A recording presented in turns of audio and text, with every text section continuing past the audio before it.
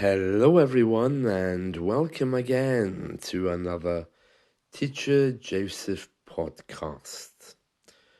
Well, it's holiday month, the month of August, and I'm sure many of you have had your holidays already. And perhaps as you're listening to this, maybe you're on holiday right at this moment. You know, when we speak about holidays, we talk about going on holiday. And Americans, they use the word vacation. The reason why it's different is, of course, because English in England is much older. And holidays in the past were associated with religious festivals, and they were called holy days. And over a period of time, those holy days disappeared because we don't really celebrate them anymore. But we kept the word to signify when we don't work. So that's where the word holidays comes from, okay? In the past, it was because we had holy days associated with saints and different ideas of religion. It seems these things are still very common across the Mediterranean, but they haven't been part of British life for a long time.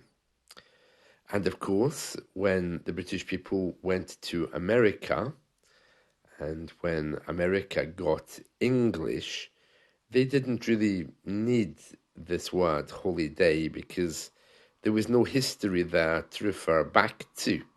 So they chose to use the word vacation.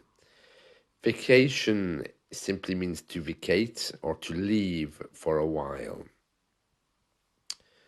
Well, I'll be going to the Netherlands this year.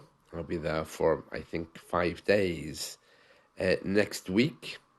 So you can expect a message if you're communicating with me on social media, because I don't fly well.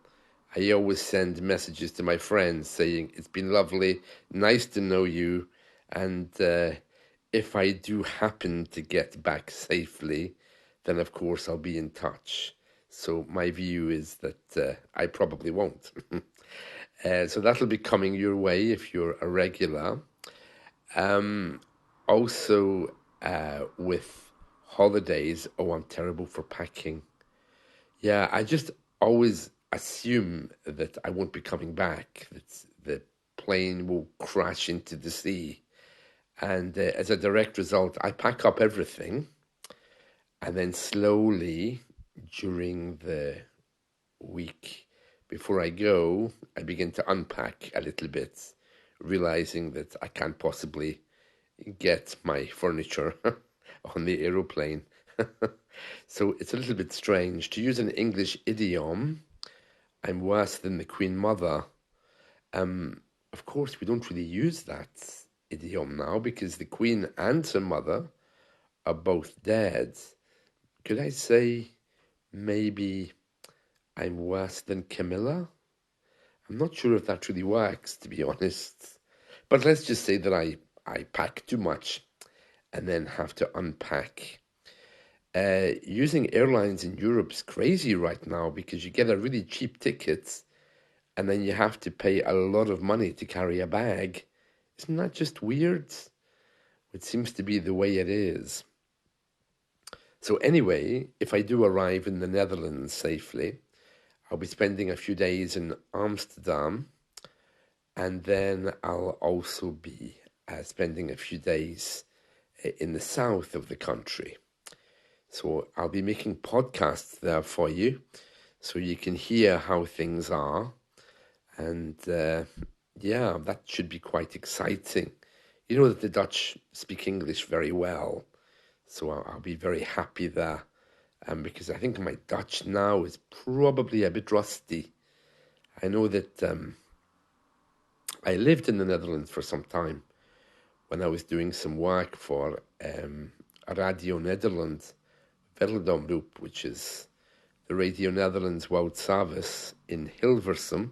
I think that's all gone now. In fact, even the building, I think, is being used by a national station now. But I do like to still go up there because outside of that building, there's a reflecting pool.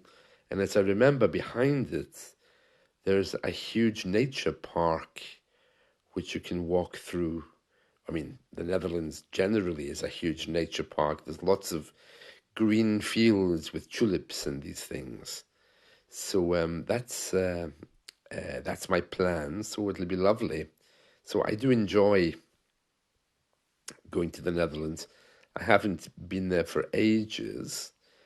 Some of you are asking me why we call it the Netherlands instead of Holland. Well, there's a story behind that. People here also generally refer to it as Holland, but Holland is only part of the Netherlands. It's not all of it. The official name of the country is the Netherlands, and part of that, they have a province which is called Holland. It's a lovely place. I do recommend if you get the chance to go, you should, for being one of the most popular and forward-thinking political countries in Europe. It actually maintains its own traditions as well. And the Dutch language is lovely. I love the Dutch language. It just sounds so, well, nice somehow. They also speak Dutch in an area of Belgium, which is called the Flemish region. Yeah. I think in Belgium they have French as well. That's another place where you can find some Dutch in the Flemish region. There's a big debate as to whether in the Netherlands the Dutch is so much different from Flemish. I'm not sure that it is from what I can hear, but definitely there's a bit of an accent that's different. The Dutch are regarded as the neighbours of English people. And in fact, we regard them just like ourselves. It's very funny. During history, the Dutch have been our allies, and I think at one time we even had a Dutch king here. There was some disputes over something, and they didn't want our English king to be king, so they brought in his cousin, King Willem. Yeah, that was, I think, in the 15th or 16th century, maybe later. So, yeah, that's very interesting. And it's a lovely place. Yeah, I'd really recommend it. So if you're looking for a nice place to go, I can recommend the Netherlands, a beautiful place. And they all have a really good command of English, especially in the cities. And that's my update for next week. So you'll be hearing lots of things from the Netherlands next week. About your English, I hope you've managed to keep up studying, even though right now I know it's kind of difficult, isn't it? If you've been on holiday, your English school is closed, your teacher might be away. It's hard, but even to keep a personal journal or to reach out to somebody that's speaking English around you or your language exchange partner, even just for 5 minutes, I think you'll find that that'll be very good so that you don't lose English completely. I know writing a journal is very hard, especially if you just do the same things every day. I got up, I went to work, etc., etc. So you need to be quite creative in bringing it alive, maybe with false information, but it's something to think about. All right, and that's it from me. So enjoy your day and your holiday wherever you are. See you. Bye.